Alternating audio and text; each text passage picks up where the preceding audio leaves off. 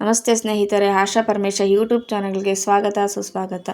ಎಲ್ಲರೂ ಹೇಗಿದ್ದೀರಾ? ಎಲ್ಲ ತುಂಬ ಚೆನ್ನಾಗಿದ್ದೀರಾ ಅಂದ್ಕೊಂಡಿದ್ದೀನಿ. ನಾನು ಕೂಡ ಭಗವಂತನ ದಯದಿಂದ ತುಂಬ ಚೆನ್ನಾಗಿದ್ದೀನಿ. ಇವತ್ತು ವಿಷಯ ಏನು ಅಂತಂದರೆ, ಋಣ ವಿಮೋಚನಾ ಆಂಜನೇಯ ವ್ರತ ಮತ್ತು ಸ್ತೋತ್ರ, ಪವರ್ಫುಲ್ ಸ್ತೋತ್ರ. ಅಂದರೆ ಸಾಲಬಾಧೆ ಯಾರ್ಯಾರಿಗಿದೆಯೋ ಅವರೆಲ್ಲರೂ ಈ ವ್ರತವನ್ನು ಮಾಡಿ ಸಾಲಬಾಧೆಯನ್ನು ನಿವಾರಣೆ ಮಾಡ್ಕೊಳ್ಳಿ. ಎಲ್ಲರ ಜೀವನದಲ್ಲಿ ಕಷ್ಟಗಳು ಸಹಜ.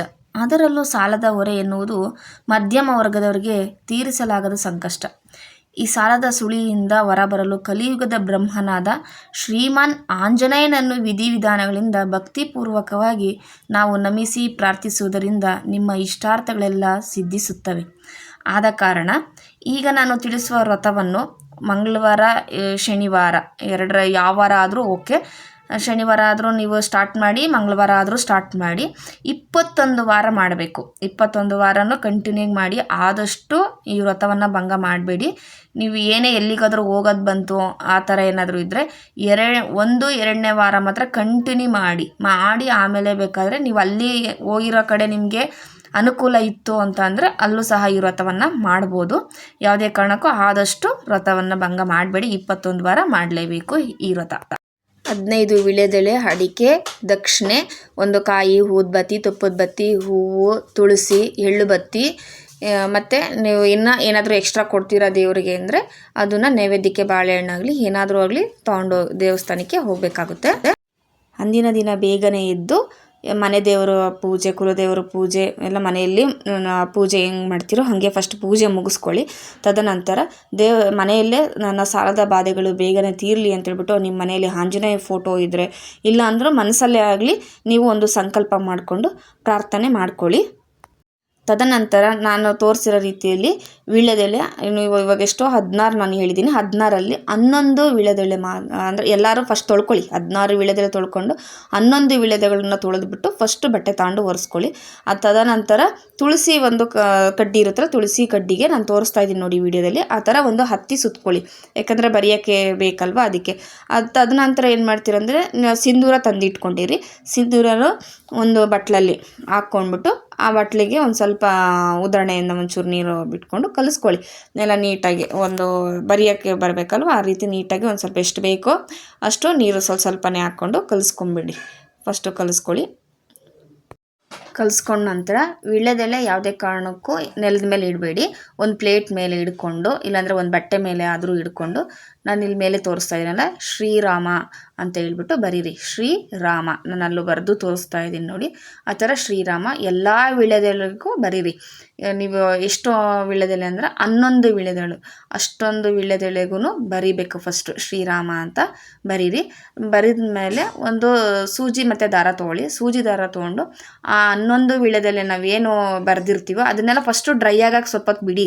ಯಾಕಂದರೆ ಎಲ್ಲ ಒಂದಕ್ಕೊಂದು ಕಚ್ಕೊಬಿಡುತ್ತೆ. ಇಲ್ಲ ಅಂದರೆ ಫಸ್ಟು ಸ್ವಲ್ಪ ಡ್ರೈ ಆಗಲಿ. ಎಲ್ಲ ಒಣಗಿದ ಮೇಲೆ ಒಂದು ಎಲೆಗೆ ಜೋಡಿಸ್ಕೊಂಡು 11 ವೀಳ್ಯದೆಲೆನೂ ಒಂದು ಹಾರ ಥರ ಮಾಡಿ. 11 ವೀಳ್ಯದೆಲೆ ಒಂದು ಆದಷ್ಟು ಆರೆಂಜ್ ಕಲರ್ ಅಂದರೆ ಆಂಜನೇಯನಿಗೆ ತುಂಬ ಇಷ್ಟ ಅಲ್ವಾ, ಕೇಸರಿ ಬಣ್ಣ. ಹಾಗಾಗಿ ಕೇಸರಿ ಬಣ್ಣದ್ದೇ ನಾನು ದಾರ ತೊಗೊಂಡಿದ್ದೀನಿ. ದಾರ ತೊಗೊಂಡು 11 ವೀಳ್ಯದೆಲೆಗಳನ್ನು ಸೇರಿಸ್ಬಿಟ್ಟು ಹಾರ ಮಾಡ್ತಾಯಿದ್ದೀನಿ ನೋಡಿ. ಇದೇ ರೀತಿ ಆಂಜನೇಯನಿಗೆ ಹಾರ ಮಾಡಿ ಪ್ರತಿ ವಾರನೂ ನಾನು ದೇವಸ್ಥಾನಕ್ಕೆ ಕೊಡ್ತಾಯಿದ್ದೀನಿ. ನಾನು ಇವಾಗ ಏನು ವೀಡಿಯೋದಲ್ಲಿ ತೋರಿಸ್ತಿದ್ದೀನೋ ಅದೇ ರೀತಿಯೇ ನಾನು ಇದು ಮಾಡಿ ಕೊಡ್ತೀನಿ. ಹಾರ ಮಾಡಿ ಆಂಜನೇಯನಿಗೆ ಸಮರ್ಪಣೆ ಮಾಡ್ತೀನಿ ನೋಡಿ. 11 ಇದನ್ನು ಬಿಟ್ಬಿಟ್ಟು ನಾನು ಒಣಗೋದಕ್ಕೆ ಬಿಟ್ಟಿದ್ದೀನಿ.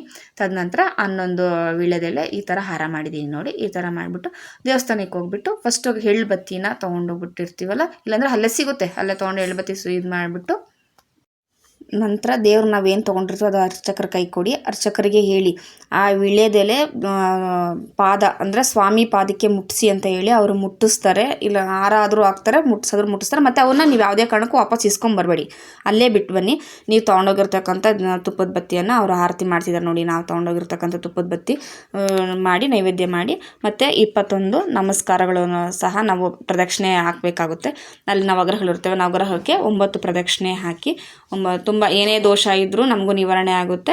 ಹಂಗೆ ಅದೇ ರೀತಿ ಆಲದ ಮರ ಬೇವಿನ ಮರ ಇದ್ದರೂ ಸಹ ಅಲ್ಲಿ ಶನಿವಾರ ತುಂಬ ಒಳ್ಳೆಯದು. ಆಲದ ಮರ ಮುಟ್ಟಿ ನಮಸ್ಕಾರ ಮಾಡ್ಕೊಳ್ಳಿ ಶನಿವಾರ ಮಾತ್ರ, ಬೇರೆ ವಾರ ಯಾವತ್ತೂ ಮುಟ್ಟಿ ನಮಸ್ಕಾರ ಮಾಡ್ಕೋಬಾರ್ದು ಆಲದ ಮರ ಬೇವಿನ ಮರಕ್ಕೆ. ಜೊತೆಗಿರ್ತಾರಲ್ಲ ಆವಾಗ ಶನಿವಾರ ಮಾತ್ರ ನಮಸ್ಕಾರ ಮಾಡ್ಕೊಂಡ್ರೆ ತುಂಬ ಒಳ್ಳೆಯದು. ಅವತ್ತು ಲಕ್ಷ್ಮೀನಾರಾಯಣರು ಸಹ ಆ ಮರದ ಮೇಲೆ ವಾಸ ಮಾಡ್ತಿರ್ತಾರೆ. ಹಂಗಾಗಿ ಅಲ್ಲಿ ನಮಸ್ಕಾರ ಮಾಡ್ಕೊಂಡು ನವಗ್ರಹ ಇದು ಮಾಡಿ ದೀಪ ಉರಿಯೋವರೆಗೂ ನಾವು ದೇವಸ್ಥಾನದಲ್ಲೇ ಇರಬೇಕು. ನಾವು ತುಪ್ಪದ ಬತ್ತಿ ಏನಾದರೂ ತೊಗೊಂಡು ಹೋಗಿದ್ರೆ, ಇಲ್ಲ ಅಂದರೆ ಇಲ್ಲ, ತೊಗೊಂಡೋಗಿದ್ರೆ ಅದು ಉರಿಯೋವರೆಗೂ ದೇವಸ್ಥಾನದಲ್ಲೇ ಇರಲಿ. ವಿಡಿಯೋದಲ್ಲಿ ಒಂದು ಶ್ಲೋಕ ಹಾಕಿದ್ದೀನಿ, ಅದನ್ನು ದೇವಸ್ಥಾನದಲ್ಲೇ ಕೂತು 21 ಬಾರಿ ಹೇಳಿ, ಶಕ್ತಿಯುತ ಸಾಲ ನಿವಾರಣಾ ಮಂತ್ರ ಅಂತ. ಮರ್ಕಟೇಶ ಮಹೋತ್ಸಾಹ ಸರ್ವಶೋಕ ವಿನಾಶಕ ಶತ್ರುನ್ ಸಂಹಾರ ಮಾಂ ರಕ್ಷ ಶ್ರಿಯಂ ದಾಪಾಯ ಮೇ ಪ್ರಭೋ. ಈ ವ್ರತ ನಾನು ಮಾಡಿದ್ದೀನಿ, ತುಂಬ ಒಳ್ಳೆಯದಾಗಿದೆ. ಅದೇ ರೀತಿ ನಿಮಗೂ ಎಲ್ಲ ಒಳ್ಳೆಯದಾಗಲಿ ಅಂತ ಭಗವಂತನಲ್ಲಿ ಬೇಡ್ಕೊಳ್ತೀನಿ. ಈ ವಿಡಿಯೋ ನಿಮಗೆ ಇಷ್ಟ ಆದರೆ ಲೈಕ್ ಮಾಡಿ, ಸಬ್ಸ್ಕ್ರೈಬ್ ಮಾಡಿ, ಫಾಲೋ ಮಾಡಿ. ಏನಾದರೂ ನಿಮಗೆ ಡೌಟ್ ಇದ್ದರೆ ಕಾಮೆಂಟ್ ಬಾಕ್ಸಲ್ಲಿ ಹೇಳಿ, ನಾನು ಆನ್ಸರ್ ಮಾಡ್ತೀನಿ. ಈ ವಿಡಿಯೋ ಪೂರ್ತಿ ನೋಡಿದ್ದಕ್ಕೆ ತುಂಬ ಧನ್ಯವಾದಗಳು. ಇದೇ ರೀತಿ ಸಪೋರ್ಟ್ ಮಾಡ್ತಾಯಿರಿ. ಧನ್ಯವಾದಗಳು ಸ್ನೇಹಿತರೆ.